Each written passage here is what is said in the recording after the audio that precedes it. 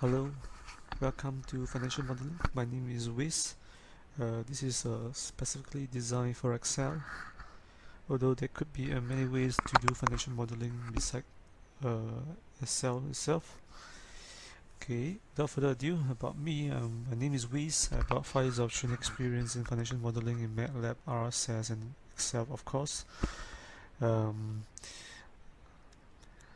About the financial modeling, I have about 10 years of experience in especially modeling with business startups, retail, and of course some business modeling about the shipping, the mainly various businesses that I'm involved in consulting, and I'm still currently working on various projects that's related to HFT, which is high frequency trading, and the robot advisor for wealth management.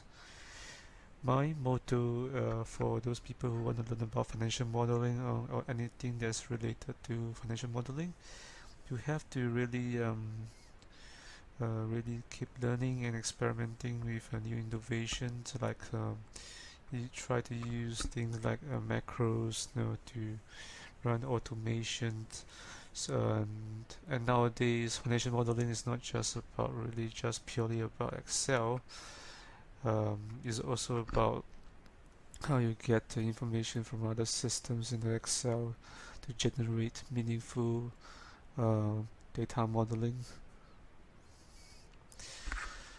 So some of the topics I'm going to cover over the entire course is that we will cover the first module, which is what is financial modeling. This is we'll cover why do we choose to use Excel instead of other tools, and we try to set the expectations on which tool to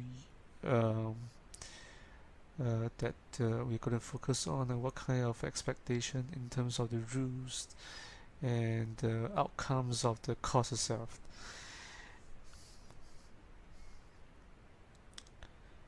And next chapter, or rather the next module, will cover about how do you actually build a model. And what's particularly interesting here is that we have identified some of the golden rules and the design issues with Excel modeling. So this is something that you could actually take it away from this course. Okay, in module 3 we go a bit deeper to discover the exact best practices, like we will discuss about how do we do the linking, how do we avoid the bad habits of financial models, and what are the typical formulas we can use, and try to avoid circular references, for instance. Next up, we'll cover more on the financial modeling techniques, such as error avoidance and how do we do the error checks. The next module will cover about Excel shortcuts, very important shortcuts to learn. You can actually perform with shortcuts. You can actually perform your tasks faster. You can even there's a few ways you can actually learn the shortcut, and while staying focused on the screen and the thinking itself. And we actually provide you a cheat sheet that you can access to use your Excel. So no worries, we'll get that for you. Next up, we have Excel functions. We will actually discuss about the use of VLOOKUP, offset, count if, sum if, average if. Excel is not just about all these few formulas. There are actually many other formulas that we can cover for functions. Next up, the next module to cover about Excel advanced tools.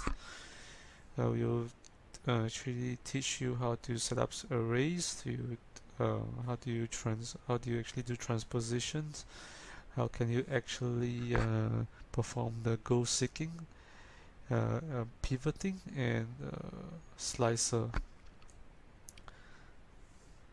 Next up, we'll cover about Excel use cases. Some of the use cases that can actually just directly apply. We call it that as the short tips to getting things done.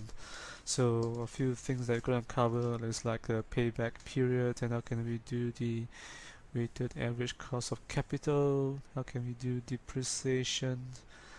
Example is a straight line. So next one we'll cover about model review. How do you improve the model performance, the memory usage, and the quality assurance? How can you check for problems in your financial models? I think this being covered earlier, but this module review, you actually, this is an official review stage whereby you get to think and compare and benchmark your models. Next up, you have stress testing, scenarios and sensitivity analysis. So we're going to actually teach you how to actually do that, so no worries about it. Next module we actually cover on how to present your models in a more professional ways and what kind of options that you really have in Excel. So we can teach you about dynamic charts, bubble charts, waterfall, etc. Anything that you can actually think of.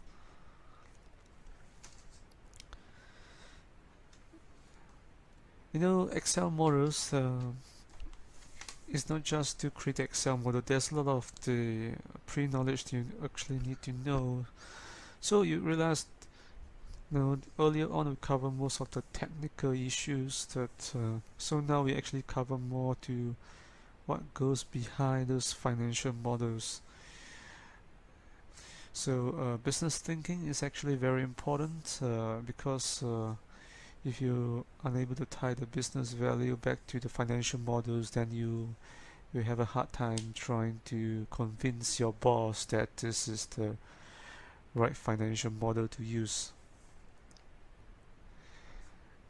Second up, to actually cover more on the business model. There's a few ways you can do it. You can actually know about your business model from the top-down approach or the bottom-up approach. So we'll cover that in more detail during this particular module.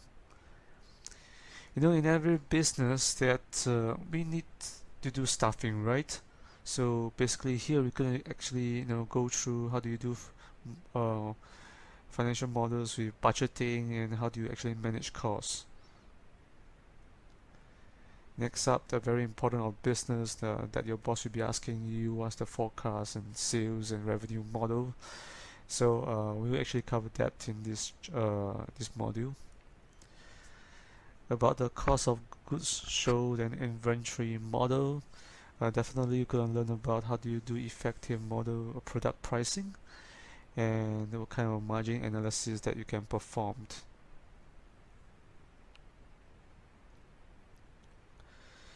Now when we look at the sales and marketing model, in particular there's some the interesting part is to cover things like commission and how your bonus scheme actually works. So we will try to use our financial model to just cover that. Cost of product development, very important, and we're going to take you from the stage 1 to the last step in product development. And next one we're going to cover about the operating and capital expenditure model. And we're going to cover about how to actually plan for it. After you do the planning, then you try to develop the model, and finally after you develop model, and we can actually review.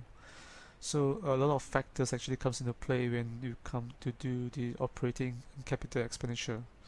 So we'll cover more in that this module. Profit and loss and cash flow model. This is also very important. You need to model this because you may have a loss at the beginning of the business, but you need to break even, right? So you also need to know where the cash comes in, because when your business need to borrow money from the bank, or maybe from the shareholder, or from the the equity. So I think that this is really very important to know. And cash flow also means that know how much money being pumped in the different stage. You really need to know that to actually run your business or any kind of project. Valuation and investment model. This is very important. So we're gonna cover about what's the whole purpose behind it to drive strategy. And again, actually later on we're gonna have another chapter that covers on more on that. But this is pertaining to business itself. Okay, next up we have the financial report model. Basically, we think that it's very important to know about the financial reporting, especially those standards. We're going to cover about balance sheet. How can you follow all the standards in the international financial reporting standards and the general accepted accounting practices. And has been changing all the while. So I think when we do the financial models, we need to take in consideration what's the latest presentation, uh, um, the standards that we need to take an account for. Okay, next up, without further ado, we're going to also cover about the merger and acquisition model, a very, I think, quite a popular topic.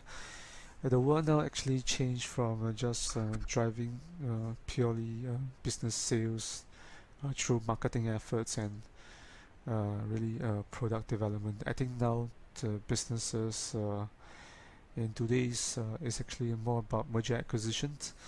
A lot of companies actually has gone to become listed. I mean that if you're big enough, if you go listed, right, you get a cash in. Then you try to expand your business revenue by really investing. So that I think now in the business market there's a lot of consolidation going on. So that's why you see a lot of merger acquisition going on. But of course, the transaction volume of merger acquisition has gone down a little bit. But then that's not for worry, because this merger acquisition is still one of the most a critical survival tool that the big businesses like MNCs will need to have. So I think it's pretty good to know them. And REIT modeling, of course, I think now the most of the property in the market in the world now, I think it's kind of like the transaction is going down. When the transaction is going down, it doesn't mean that the market is bad for REITs, especially.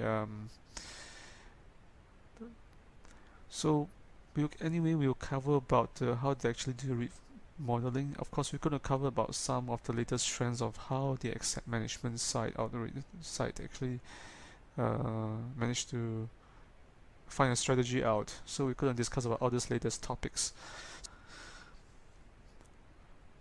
Okay, of all the above, and thank you and for your time to really go through with me, and I really hope that I can actually see you in my course.